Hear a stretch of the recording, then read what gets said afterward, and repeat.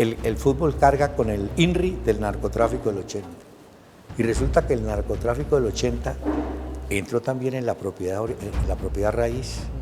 Y el narcotráfico y los bancos nunca preguntaron de dónde viene la plata de don Miguel. La recibían y manejaban.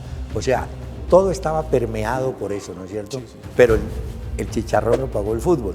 Porque a los tipos les dio, en vez de comprar caballos, comprar jugadores. ¿Para qué? No era para hacer ni siquiera negocios, era para adquirir estatus cívico. Doctor Hernán Peláez, bienvenido aquí en Ique.com. Para mí es todo un honor estar sentado acá junto a usted. Gracias por aceptar nuestra invitación. ¿Y cómo está hoy? ¿Cómo se encuentra el día de hoy? Ante todo, un agradecimiento aquí en Ique, Andrés, porque a veces me pregunto, bueno, y yo a esta altura del partido, ¿para qué sigo hablando?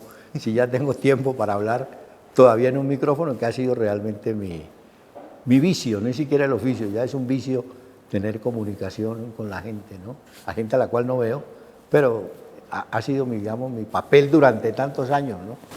Doctor, ¿cómo se encuentra en este momento de su vida? ¿Cómo está? Muchos podrían pensar que llega un momento en que uno tiene que hacer balances, ¿no? O como bajar la cortina, no va a ser más. No, yo creo que vivo el día a día con intensidad dentro de lo que me gusta. El tema principal mío, pues obviamente es el fútbol, la visión de lo que pasa en el país, y me refugio mucho en lecturas de todo tipo, básicamente narrativa, y por supuesto la música. Digamos que son los compañeros que uno al final, o yo por lo menos, he encontrado como gran compañía, ¿no? Aparte de la familia, lo que pasa es que los hijos cuando ya son grandes y emigran, va quedando uno en compañía de la mujer y con ella tiene que disfrutar el tiempo que queda. Doctor, me gustaría empezar esta entrevista con una pregunta sencilla. ¿Quién es Hernán Peláez y cómo se describe Hernán Peláez? No, yo creo que primero una persona sencilla. Yo no creo todo lo que me dicen, oigo, porque es muy fácil asimilar los elogios, las lisonjas y todo. No, yo en esa parte como le dijera yo, me he blindado. A mí, por ejemplo, me preguntan, ¿a usted le molesta que le digan doctor, le digan como quieran? Es decir, eso para mí ni quita ni pone. Yo creo que lo más importante es que he seguido una conducta, una disciplina, y eso es lo que la gente al final recuerda y reconoce, ¿no? Yo me encuentro mucha gente hace poco en una charla que tuvimos en el gimnasio moderno de fútbol. Varias de las personas le hacen a uno énfasis, ¿no? Es que mire, mi papá lo oía, mi mamá lo disfrutó, a fulano le gusta la música. Entonces dice uno, bueno, lo que estoy haciendo tiene recepción en la gente. Eso lo hace a uno más, yo por lo menos más sencillo a mí, como le digo, y hoy más que nunca más refugiado, porque ya con la facilidad de trabajar desde la casa es muy poco el contacto que tengo en el exterior, que antes sí lo tenía, ¿no? ¿Cómo recuerda esos primeros años de vida, doctor Pérez? ¿Cómo recuerda esa niñez? No, la niñez que yo pasé fue realmente feliz dentro de las limitaciones, las carencias, pero era otra época, uno se entretenía no como hoy en día, de diferentes maneras, ¿no? Yo disfruté mucho las etapas de colegio, pues yo estuve con jesuitas en Cali y en Bogotá, la etapa de la universidad que era en el centro, y lo iba combinando con el tema del fútbol, ¿no? Es que yo recuerdo haber visto fútbol del año 53, imagínense, y siempre seguí, y después me interesó más leerlo, conversarlo, y bueno, yo creo que no me puedo quejar del tiempo que viví, ni por ejemplo de los 10 años donde trabajé en una profesión muy diferente, que era la ingeniería química, porque tuve la oportunidad de trabajar con compañías, una holandesa, la otra americana, tuve 3 meses, por ejemplo el Mundial del 70 me lo perdí, yo tenía que ir a México, pero estaba con el grupo de la Shell y me tocó vivir en Caracas y en Punta Cardón, que es en Curazao, donde tenían ellos la refinería. Como le digo, 3 meses que sacrifiqué, yo tenía que haber ido al Mundial y dije, no, sigo con esto. Pero también llegó un momento en que, como digo yo, en la costa, sobre todo cuando uno va hacia las zonas de Santa Marta, por allá, hay carreteras que llaman la Y, que usted o sigue a la izquierda, a la derecha o a la izquierda. Y yo resolví seguir por el lado de la comunicación, digamos, ¿no? De la radio. Bueno, doctor, ahí se me adelantó a varios puntos de la entrevista, pero me gustaría como para empezar a desmenuzar ahí, ¿cuál fue ese primer equipo que le generó pasiones al doctor Peláez, que lo enamoró del fútbol acá en Colombia? Yo diría que no tuve, cuando yo me vengo de Cali, o se viene la familia con nosotros, en el año 56, el Cali, por ejemplo, había desaparecido. Yo había visto al Cali, al Boca, que también desapareció para el 58. Y entonces nos vinimos con otros 3 muchachos del colegio Bermans, éramos 4 de Cali. Y bueno, y entonces llegaba uno, yo estuve en San Bartolomé, y la única emoción, digamos, era que viniera un equipo de Cali, el América, entonces uno iba a ver al América. Cuando reaparece el Cali en el 59, pues sí, porque era como el recuerdo, ¿no? Entonces la gente dice, es que usted es hincha, no, hincha es una cosa desaforada, casi irracional. En estos días leí una cosa seria. Usted puede cambiar de mujer, de profesión, pero no de equipo. Los tipos viven y mueren por su equipo. ¿Por qué? Eso es un fenómeno que nadie entiende. Pero digamos que tuve la oportunidad, cuando empecé más o menos en los 60, a conocer los jugadores de todos los equipos. Y entonces ahí usted pierde como ese enfoque en un solo equipo. Entiende o empieza a conversar con jugadores de otros equipos, a ver las vivencias de ellos, los sufrimientos. Entonces todo eso te va dando como una inmunidad, digámoslo así, al tema de pasión, de hincha, ¿no? Pero claro, yo como de Cali que soy, y fue el Deportivo Cali y el Boca de Cali, que fueron los equipos, digamos, que yo realmente me gustaron y los viví hasta donde pude, ¿no? Bueno, doctor, el fútbol siempre ha estado muy presente en su vida, pero por cosas de la vida que ya nos explicará seguramente, usted es ingeniero químico de profesión, trabajó 10 años, si no estoy mal, en ese tema. ¿Cómo terminó allá? ¿Cómo fue esa decisión de vida? Porque volvemos a la historia, llegué a la Y, yo me junté con el gerente tal vez, sí, un señor colombiano, porque había muchos holandeses, pero me junté con él y le dije, hombre, vea, yo voy a tener que elegir, porque es que cuando la Copa Libertadores empezó a tomar, la Copa empieza en el 60, pero ya en el 70 los equipos colombianos iban, venían, y que la selección, y que la Copa América, y que la eliminatoria. Entonces ya empezó a crearse un conflicto, porque yo no podía estar pidiendo permiso, vea, déme una licencia 3 días que tengo que ir a Río de Janeiro. Entonces yo dije, no, esto no puede ser. Y el mismo señor Arango, se llamaba el señor, Gilberto Arango, me dijo, hombre, tiene toda la razón. Donde usted se sienta mejor, vaya a Independiente, si va a ganar más o va a ganar. Donde se sienta bien, haga ese trabajo. Ese consejo le dije, listo. Y así tomé la decisión, haciendo sacrificios, porque a mí, por ejemplo, usted se dio cuenta la exactitud, ¿no? A tal hora. A mí me tocó trabajar muchos años, saliendo de la casa a las 5 y pico de la mañana, encorbatado, cosa que desapareció ya afortunadamente, encorbatado, arreglado para hacer programa. Yo trabajé muchos años con el 6 AM de Yamir y me acostumbré a eso. Y después por la noche, o sea, como le dijera, pero me sentía a gusto, era un sacrificio, pero me sentía a gusto. ¿Cómo tomó esa decisión su círculo cercano? Me imagino que también debió ser un sacrificio económico, sin duda, porque pues esta tampoco es una de las profesiones mejor pero pagas. no, esas decisiones son, yo diría, casi unilaterales y unipersonales, porque uno parte de la base, no, es que a mí, si me hubieran podido decir, no, hombre, mi mamá, por ejemplo, soñaba que me dijeran doctor, era la idea de ella. Cuando me dijo, ¿te vas a meter a fútbol? Sí. No me dijo más, como quien dice, yo quería que siguiera, bueno, pero no, realmente en el círculo no, y yo tuve el apoyo permanentemente, yo me casé en el año 71, siempre ha sido el apoyo nunca me dijo Beatriz, no lo haga, sí lo haga, no, y vivía mucho tiempo, es decir, yo por ejemplo, Mundial del 74, pasé 45 días en Alemania, época incomunicado, porque no era la época de hoy, pero, como le digo, no consulté con la familia, fue una decisión apoyado en lo que me dijo ese jefe. Me dijo, haga el trabajo donde se sienta a gusto. ¿Quién fue la primera persona que le abrió las puertas en el periodismo? Humberto Rodríguez Jaramillo, un señor al que le decían Tabaco. Humberto Rodríguez Jaramillo había sido uno de los fundadores del Deportes Tolima, ahora en el 56. Vino a trabajar a Bogotá y trabajaba, hacía columna en el diario El Tiempo y trabajaba en radio, yo no me acuerdo en qué, pero en esa época en el Campín, le hablo del año 63-64, no había cabinas de transmisión, todos transmitíamos a ras de piso con un técnico ahí sentados en un murito. Entonces usted instalaba su equipo aquí y al lado estaba el de Todelar o el de Caracol. Ahí me hice muy amigo de él y con él, como él trabajaba en El Tiempo, yo en el año 65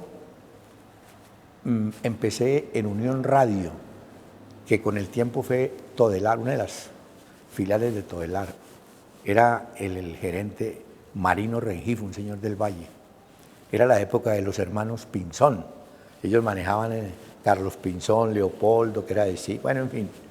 Y ahí conocí a Yamid Amad. Yamid trabajaba en el noticiero, cuyo director era Jaime Villamil. Él trabajaba allí y yo hacía una pequeña cosa, una especie de cabalgata deportiva chiquita, y seguía para mi universidad todos los días. Entonces con él, después de que terminábamos 7:30, bajábamos a tomar tinto, a conversar ahí. Y ya en el 67, este señor Humberto Rodríguez me dijo, hombre, ¿usted por qué no escribe en el diario El Tiempo, donde él tenía columna? Y me presentó a Humberto Jaimes Cañarete, que era el director de las páginas deportivas, ahí en la Jiménez. Y ahí empecé. Yo escribí durante 25 años una columna que se llamó Cara y Sello. Y este señor Humberto Rodríguez siguió trabajando también ahí. Y ya en el 67, este señor Humberto Jaimes trabajaba en Caracol en la polémica de ese entonces. Eran May Forero, Humberto Jaimes, un señor Miguel Zapata Restrepo de Medellín, Álvaro Muñoz Cuellar en Cali y Mike Smulson en Barranquilla. Y Humberto me dijo un día, hombre, yo no voy a alcanzar a llegar hoy a esa polémica, que quedaba en la 19. Vaya usted, reempláceme. Yo alcancé a trabajar con estos viejos que eran unos sabios, pues, imagínate. Y ahí empecé. Y entonces ahí Caracol me vinculó en el año 67, después de que me salvé del sorteo de la libreta militar en el batallón Baraya, me salvé de esa. Y entonces entré a Caracol en el 67 y ahí empezó. Y hacía programas y después, yo me salí en el 74, después de ese Mundial de Alemania, me fui a Todelar, trabajé 4 años en Todelar y en el 79 vuelve Caracol y me llama. Y lo primero que me dijeron fue, vamos a revivir la polémica, ya no con 4 personas, sino con 11 ciudades. Y dije, bueno, pues hagámosle a ver qué pasa, ¿no? De manera que ese es un poco, y le voy a contar una, no me gusta contarla, pero es así. Uno es muy orgulloso cuando está muy joven. Estando yo en Caracol, hablo año 74, yo vengo del Mundial, ese era julio, vengo en agosto, septiembre del Mundial, y me atreví a pedir que me reajustaran el salario. Y un señor, no sino el apellido Vargas, que era gerente, me dijo así, usted gana mucho por hablar de fútbol. Y entonces yo los estoy tumbando. Entonces me fui. Y ahí fue cuando aparecí en Todelar. Curiosa e irónicamente, a ese señor le tocó, cuando yo regresé en el 79, ganando más de lo que yo había ganado, a volver a recibirme. Pero son cosas de la vida, ¿no? Hernán, hablemos del origen del apodo del doctor. Ahorita nos decía que su mamá soñaba con que le dijeran doctor desde la otra profesión. ¿Quién le puso el doctor? ¿Desde hace cuánto le dijeron? Es decir, si usted recuerda, en los diplomas de hace muchos años usaban el latín. Entonces, doctoris y no sé qué. A mí eso no. Pero en el tiempo, Humberto Jaimes, que era el jefe, ahí trabajaba un señor, él era vallenato, creo, y trabajaba Guillermo Fulleda, que en paz descanse, que era costeño. Entonces, él me decía, ¡eche, periodista! Entonces, Humberto Jaimes le dijo, no, él es doctor, él acaba de salir de la universidad. Y de ahí me quedé el tal doctor. Y la gente me pregunta, ¿doctor en qué? Le dije, no, yo no sé en qué eres, pero yo soy escasamente ingeniero, pero es como cuando a usted le dicen doctor honoris causa. Pero, bueno, en fin.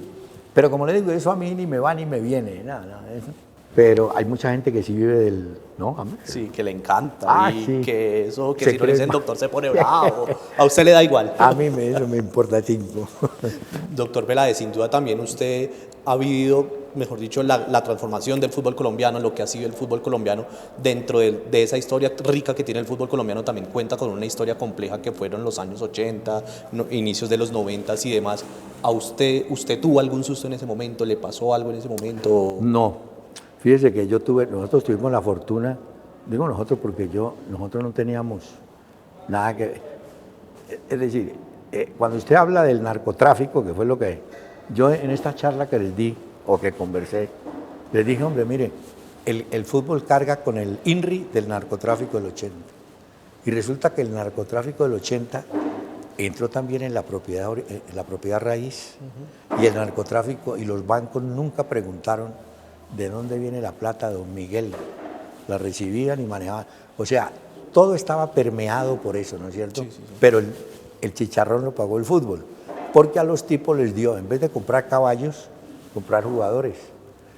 ¿Para qué? No era para hacer ni siquiera negocios, era para adquirir estatus cívico, que se volvieran importantes en la ciudad. La mayoría de ellos no tenían, digamos, el nivel aristocrático de ir a clubes sociales ni nada de eso. Entonces ellos preferían hacer su club, montar sus piscinas estrafalarias. Y yo les rematé el cuento ese día, les dije, mire, el América de Cali llegó a tener en Argentina y nunca vinieron a jugar 50 jugadores de ellos. Solamente vino uno, que se llamaba Néstor Fabri, que jugaba en Racing, y un día le dijeron, vea, tiene que irse para Cali, Colombia, a jugar para el América. Y, ¿por qué o qué? Resulta que estos tipos tenían tanto billete y tanto dólar, que por ejemplo, el que les traía jugadores les decía, mire, hay un equipo en Argentina quebrado, se llama Quilmes, necesita $5.000. Entonces el tipo les decía, llévele los $5.000 y que me los paguen dándome pases de jugadores. Entonces el tipo tenía 50 que nunca pero eran de él, pero nunca en ese cambalache de cosas. Eso pudo ser una época segunda del Dorado. Hablo de cuanto al fútbol porque la década del 80 uno pudiera, sí, admitirlo del narcotráfico, todo lo que usted quiera, pero los equipos que armaron esos tipos, el América que tuvieron ellos, el Nacional, el mismo Millonarios, todos esos equipos, todos tenían ayudas externas, que eran eso, ¿no? Que eran además, se sentían hinchas, ¿no? Yo le regalo a este jugador, decían así, tráigame, yo se lo regalo.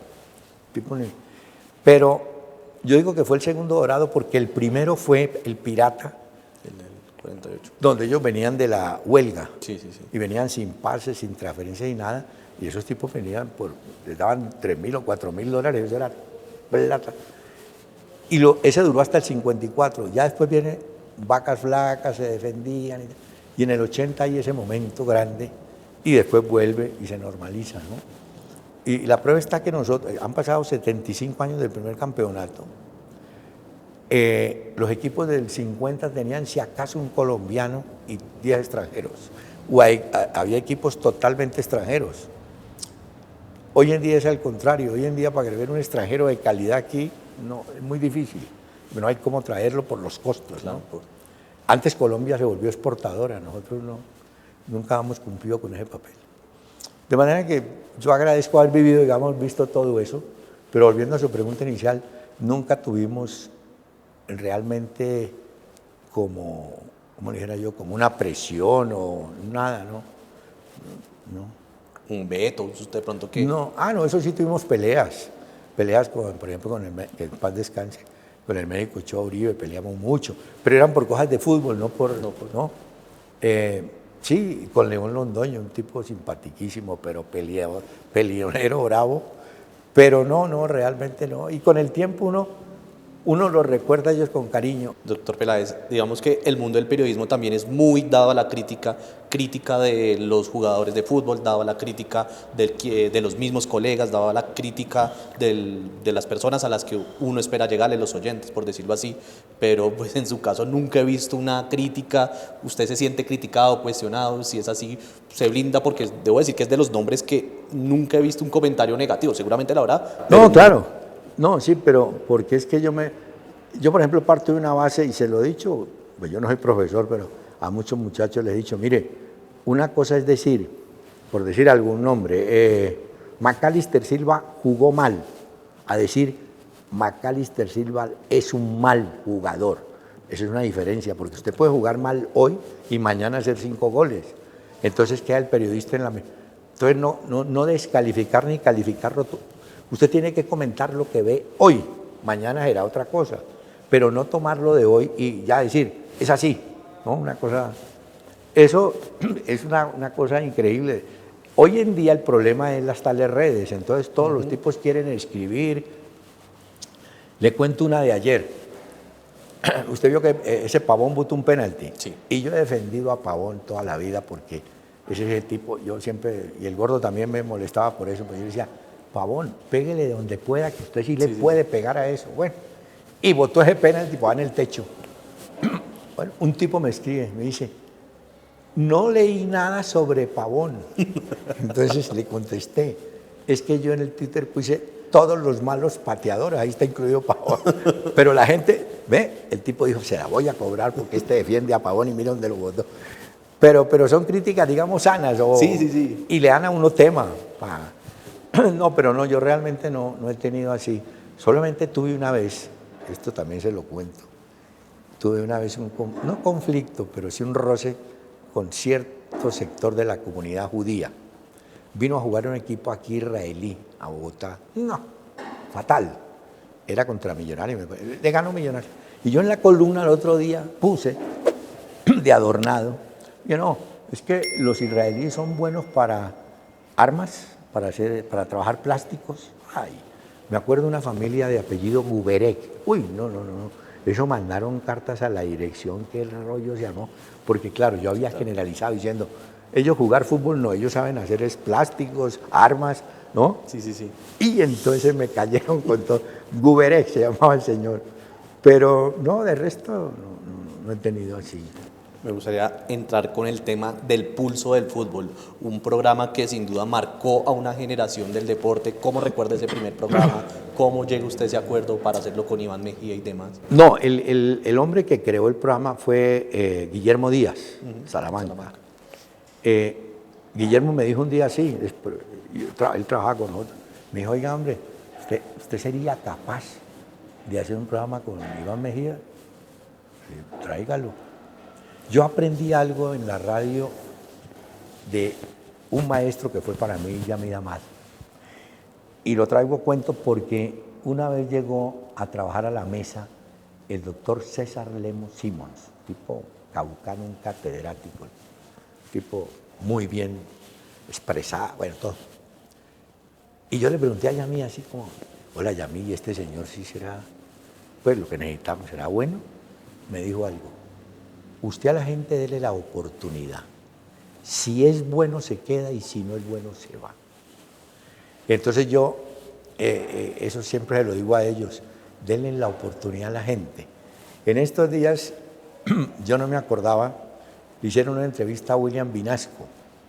Vinasco, yo trabajé con él en Todelar en el 75. Yo no me acordaba y dice Vinasco, le preguntan, bueno, ¿y usted cuándo hizo el primer trabajo de vestuarios? Dijo, en un partido, no sé si de Copa o de algo, Hernán Peláez me dijo, bueno, vamos al vestuario de Colombia a ver qué pasa con William Vinasco. Y el tipo, me tocó, esa fue la primera oportunidad, digo yo. Me alegra saber que a tanta gente se le dio oportunidad por alguna cosa. Mire que en esta luciérnaga última yo tuve unos troveros de Medellín, yo tuve varios grupos. En uno de ellos, en el último, venía Loquillo. Bueno, y entonces un día en el programa necesitábamos hacer una historia de un taxista de un taxista que le iban a poner un comparendo. ¡Ole! un comparendo. Y entonces yo dije, porque los del máster, como unos trabajamos en cabina y los otros estaban aquí afuera, pues revoloteando y que voy a entrar, pues entraban por teléfono. Un operador me dijo, oiga, ¿sabe quién es bueno para imitar? Ese Loquillo. ¿De verdad? No sé. Entonces lo llamé sin saber. Loquillo, venga, necesito un favor. Haga de cuenta que usted es el taxista. Haga una recreación de cómo le van a poner un comparendo. Pero listo, cogió el teléfono. Una voz perfecta de un taxista. Y me llamaba el tipo, decía, mire, esto no hay derecho, hombre, ¿cómo le parece? Estaba mal parqueado, no sé qué. Y viene él no decía el policía, sino bueno, viene y me va a poner un comparendo, hombre. ¿Yo de dónde voy? Pero mire, entonces empezaba él, yo le decía, señor agente, mire, no, es una carreta. Dijo, al final le dije, ay, agente, hay 50.000 maneras de arreglar este comparendo. Y el agente me dijo, no, hay 100.000 maneras. Eso tuvimos protesta de los taxistas. Pero yo dije, este tipo va a hacer. Y empezó a hacerme cosas. Y me alegró. Un día me invitó, ya se retiró y se fue para televisión. Y un día paso por el Teatro Patria y veo una pancarta de Loquillo. Entonces lo llamé y le dije, ¿usted en qué está, hombre? Dijo, no, estoy haciendo un stand comedy, no sé qué vaina. Entonces me fui y compré la boleta, fui con mi mujer. Nos sentamos en primera fila. Perfecto, el tipo hacía el rasta, no sé qué, bueno, y cantaba y hacía. Y agradecidísimo porque yo dije, este tipo va a salir adelante. Y el otro, Argemiro Jaramillo, un paisa increíble, le gustaba la música esa de Darío Gómez. Sí. Y entonces cuando lo poníamos a hacer trovas, él intentaba hacer eso. Pues Argemiro Jaramillo se fue y hoy es uno de los cantantes de esa música popular. Anda con uno que se llama el Charrito Negro, no sé qué, graba, hace conciertos. Entonces me alegra mucho de que toda esa gente se le dio la oportunidad, ¿no? Porque llegan y te dicen, Gómez Zafra, un locutor comercial buenísimo que yo traje de Cúcuta. Nos faltaba un locutor y un señor de la Caracol, que era de Cúcuta, me dijo, aquí hay un locutor buenísimo, Gómez Zafra. Me lo traje. Llega Peckerman, óigame, este cuento es increíble. Llega Peckerman una tarde, estábamos en pleno programa, acaba de llegar al aeropuerto. Y viene Gómez Zafra y me dice, tengo la voz de Peckerman. ¿Seguro? Seguro la tengo, lo acabo de oír. Tengo la voz de Peckerman. Y entonces yo, aquí en la Luciérnaga, saludamos con muy gusto al nuevo técnico de Colombia, don José Peckerman. Don José, ¿cómo le va? El hombre empezó a hablar así, igualito a Peckerman. Y a partir de eso, Gómez Zafra ya tenía 3 o 4 personajes de iniciativa. Y ellos venían y me decían, yo hago tal voz, a ver, hágala. Usted les daba esa oportunidad. Sí, hágale. Y ahí se quedó el tipo. Eso, porque en eso, en radio comentó, hay mucho egoísmo a veces, sí, ¿no? Y hay gente que no quiere que este surja, porque, bueno, en toda parte, en las empresas, el que trabaja al lado del otro no quiere que el otro vea, en fin. Pero no, yo creo que a la gente, y eso lo aprendí ella a mí, oportunidad, si es bueno, se queda, si no, se va, ¿no? Doctor Peláez, volviendo también al tema de Iván Mejía, ¿cómo fue compaginar con él? Que usted dijo, bueno, vamos a darle la oportunidad. ¿Cómo fue trabajar con el Gordo Mejía? Sí, no. Yo le dije a Díaz, no hay ningún problema. Y llegó el Gordo. Yo en eso soy más, ¿cómo le dijera yo? No soy, no arrogante, sino más. Entonces, hablé con él, pero a 2 palabras, vamos a hablar de fútbol. ¿Listo? Empezamos. Así también hice los 3 tenores con Vélez. Con Vélez. Que Vélez y Mejía no se hablaban y a mí me tocó en la mitad. Yo le dije, bueno, el primer día que llegamos, cada uno por su lado serio. Y bueno, señores, vamos a hacer un programa entre los 3. O aquí nos hundimos los 3 o salimos los 3, así que les pido un favor a trabajar por él. Y empezamos, y me acuerdo que fue un debut violento porque nos tocó ir a Argentina a un partido de la Selección Colombia, un juego que dirigía Reinaldo Rueda.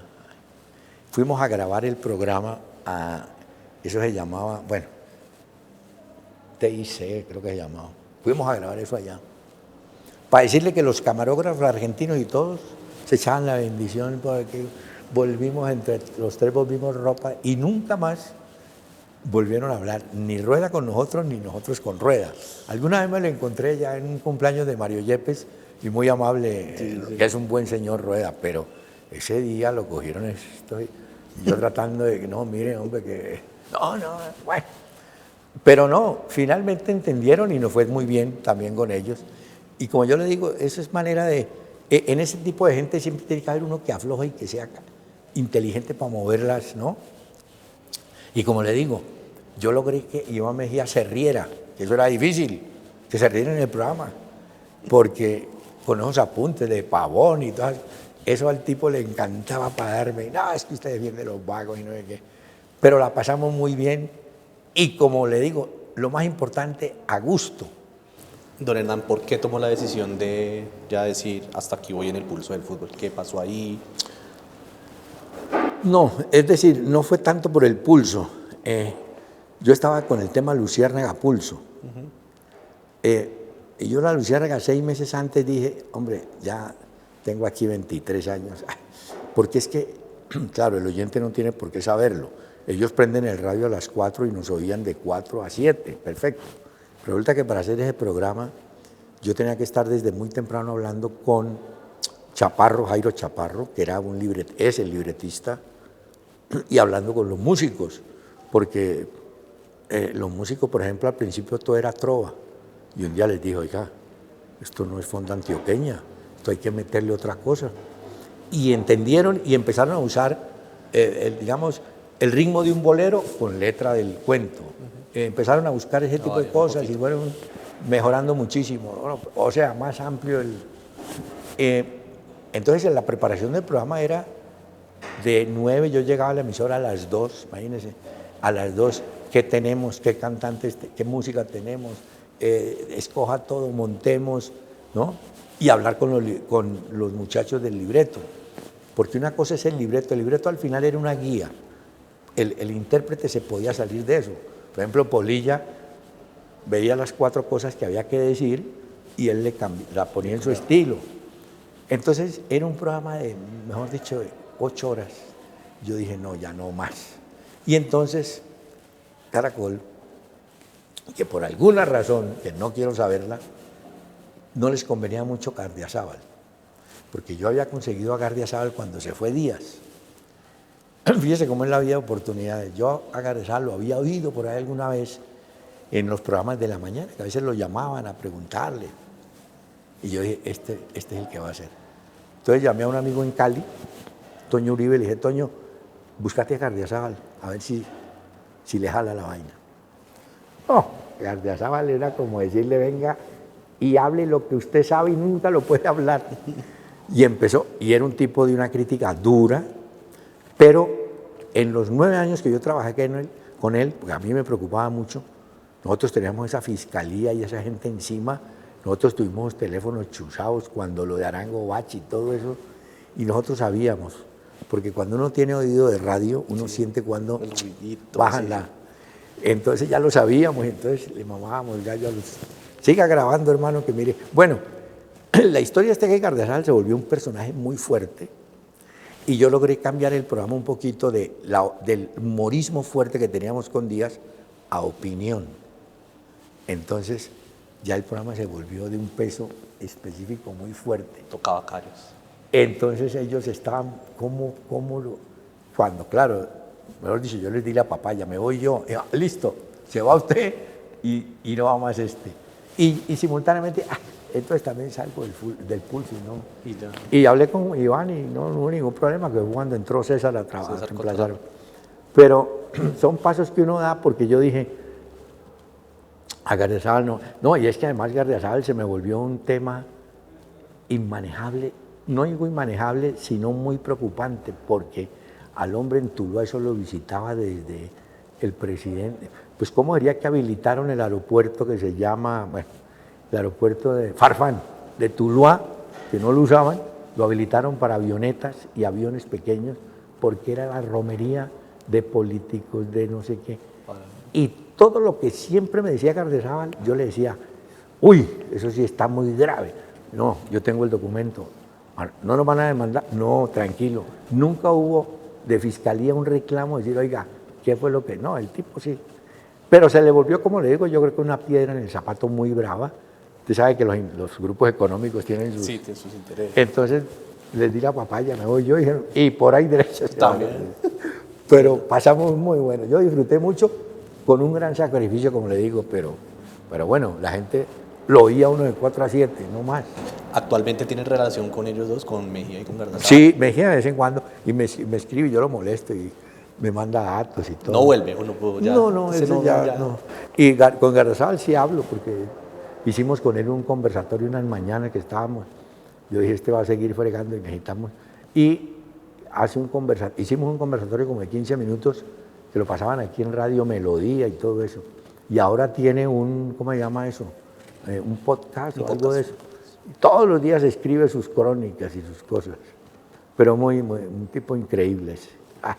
Una información maneja de toda parte, ¿no? ¿Cómo ve el momento actual que vive el periodismo, el doctor Peláez? ¿El nivel? Sí, el momento. El momento es complicado porque primero, digamos el periodista, por decir algo, el cargaladrillo, el tipo que todavía existe en redacción, está con la tentación del Internet. Entonces el Google, el Internet, la red, te da material, ¿no? Pero no hay, es que yo me pongo a pensar, miren, en la época que yo hacía el 6 AM, el único tipo que yo sabía que leía Der Spiegel y todo eso, era Antonio Paneso Robledo. Ese señor, y era así cruzado de brazos, ese señor sabía todo. Pero no había, es decir, yo me pongo a pensar, es como si tú preguntas hoy, hola, ¿cómo hace 30 años llamaba la gente por teléfono? De moneda, porque no había más. Hoy en día está solucionado. El periodismo de hoy tiene esa tentación del facilismo, ¿no? La crónica desapareció, los medios tampoco se prestan mucho para eso. Entonces, todos quieren hacer televisión, todos quieren ir a medios más digitales. Yo soy de la época de los tipos de máquina, eso ya no existe, máquina de escribir, eso no. Usted, por ejemplo, los noticieros de antes en radio, tenían que redactarlos y el locutor leerlos, si no, hoy en día es diferente, hoy se improvisa mucho. Entonces, me parece que les falta como profundidad, es decir, sí conocen el tema, pero no, hay tanto volumen de cosas que a veces no saben qué hacer. Van al ritmo de las redes. ¿Hasta cuándo se ve el doctor Peláez en el periodismo? No, yo creo que hasta que me sienta con ganas. Yo le decía por ahí en un momento que esto es un vicio, esto ya no es un oficio. Y yo lo hago porque me gusta. El día que ya diga, no más. A mí me pasó una cosa muy simpática. Cuando yo me retiré del Campín, hace muchos años, yo le dije inocentemente a mi mujer, ahora sí los domingos, a ver qué es lo que vamos a hacer. Resulta que hoy la mano de fútbol que hay entre sábado y domingo es increíble, ¿no? Entonces uno tiene que empezar a buscar los tiempos. Bueno, entonces vamos a cine en semana, no, vamos a ir a comer el sábado por la noche y dejo grabando el partido. ¿No? Pero yo creo que hasta que uno sí, tómela, yo creo que es muy difícil. Retirarse a tiempo es... Ahora, el día que yo que sienta que no esté lúcido, que lo que yo comunique no llegue, digo, no más, porque sería muy triste, ¿no? Pero bueno, lo importante es que hemos hecho, o yo por lo menos he hecho lo que más me ha gustado. ¿Cómo le gustaría ser recordado en el periodismo al doctor Peláez? No, yo creo que todos tenemos la obligación de dejar una huella, ¿no? No digo que sea una cosa trascendente, no, pero que me digan, hombre, tan buen tipo que era, tan cosas buenas que hizo por nosotros, por el fútbol o por la familia, no sé, esa parte no me preocupa, pero yo sé que la gente me va a recordar, seguramente. Específicamente como un buen ser humano, lo que Sí. más le preocupa al doctor Peláez. Sí, y además, no me gusta hablar de ese tema, pero que la gente vea que hay espíritu de superación. Yo me pude haber achantado cuando el tema del cáncer, que todavía lo mantengo, controlado afortunadamente, pero yo me ha podido marginar y deprimir. Sí, claro. Y yo me acuerdo que el primer día que me hicieron el diagnóstico, yo llamé al presidente de Caracol en ese momento, Ricardo Alarcón, y le dije, Ricardo, tengo un problema serio. Me dijo, ¿cuál? Y le dije, tengo mieloma múltiple. Él se quedó callado, le dije, cáncer. Pero entonces necesito que me hagas un favor, que me monten en la casa forma de transmitir. O sea, yo me adelanté a la pandemia en eso. Y entonces vinieron y montaron antena y no sé qué. Y trabajé 6 meses y nadie se dio cuenta de los oyentes. Solamente por chisme o lo que fuera, a María Elvira Arango le llegó el dato, ella es amiga mía, y un día me llamó. Me dijo, ay, es que vamos a lanzar la revista Bocas del Tiempo. Y me acuerdo que ese número salió Santos en la portada, Juan Manuel Santos. Vamos a lanzar Bocas, yo quiero hacerte una entrevista. ¿Listo? Venga. Vino con un fotógrafo, claro, y empezó a preguntarme ya de la enfermedad. Entonces, me acuerdo que el tipo que más se puso bravo fue Yamid, porque me llamó y me dijo, pero ¿cómo dejaste que publicaran esas fotos? Yo, pues Yamid, ¿yo qué voy a saber? Me tomaba una foto y, claro, en la foto salía yo como estaba. Sí. Y fue el único momento donde la gente dijo, este tipo tiene algo, pero no por la voz. Y me acuerdo que cuando volvió a Caracol, como a los 2 meses después, entré a la redacción y le dije, aquí estoy vivo otra vez trabajando, porque siempre me gustó hacerle a la Araca los controles y hablar con ellos, ¿no? Porque ese es un momento muy alegre, pero fíjate que, y yo siempre saco provecho, digo, hombre, que tiene tal cosa, no, hay que ponerle fe, hombre, hay que salir adelante, hay que, ¿no? Porque donde uno se aplanche, porque el médico sí me dijo, si usted se deprime, su entorno familiar se hunde todo. Usted no puede llegar a decir, ay, porque todo se le van. Entonces yo, esa parte, y yo creo que me ayudó mucho la parte mental y el trabajo, porque si hubiera estado desocupado, hubiera ¿Usted siguió al mismo ritmo de casa? Todo. No, te cuento, ya para cerrar, las primeras quimioterapias me dieron muy duro, porque no es el día que te hagan, sino el otro día. Entonces yo le dije al oncólogo, le dije, doctor, hagamos una cosa, hagámosle el viernes, porque el viernes alcanzo a trabajar sin problema, el golpe lo voy a sentir el sábado, el domingo y el lunes estoy otra vez. Y así lo hicimos, o sea, detalles para decir, voy a superar esta vaina. Y hasta ahora, pues como le digo, la tengo controlada, pero eso el médico es muy sincero, me dijo, mire, el cáncer usted lo puede dormir, pero eso se despierta porque se despierta en cualquier momento. Le digo, bueno, hagámosle hasta donde podamos. Yo creo que ese ejemplo también es una manera de decirle al oyente, hombre, eche para adelante, sí, todos nos vamos a morir seguramente, pero eche para adelante, póngale ánimo y sobre todo piense en la familia, que la familia sí absorbe como la energía negativa, ¿no? ¿Cierto? Usted también los fortaleció a través de ese espíritu de trabajo, de buena actitud. Usted también se convirtió como en esa persona que les dio también energía a ellos también, claro, en el momento que ellos lo necesitaban, ¿no? No, sí, por eso. Es que eso, cuando tú transmites eso, la gente lo recibe, ¿no?